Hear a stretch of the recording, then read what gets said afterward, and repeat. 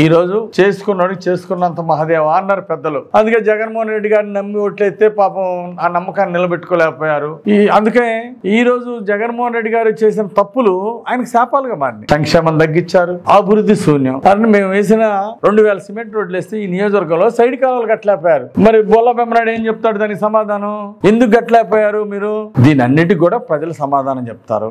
నిధులు తీసుకొచ్చాం, మంచినీళ్ళ స్కీమ్ కు నిధులు తీసుకొచ్చాం, 620 కోట్లు పల్నాడు వాటర్ తెచ్చాం, వినుకొండ టౌన్ కి 160 కోట్లు నిధులు తీసుకొచ్చాం. అది ఎందుకు పూర్తి చేయలేదు? మీరు ప్రజలకు సమాధానం చెప్పండి. ఇక మిమ్మల్ని ఎట్లా గెలిపిస్తారు చెప్పండి. ఈ రోజు ప్రజలు తెలుగుదేశం, జనసేన, బీజేపీ అలయన్స్ కి పట్టం కట్టడానికి ప్రజలు సిద్ధంగా ఉన్నారు.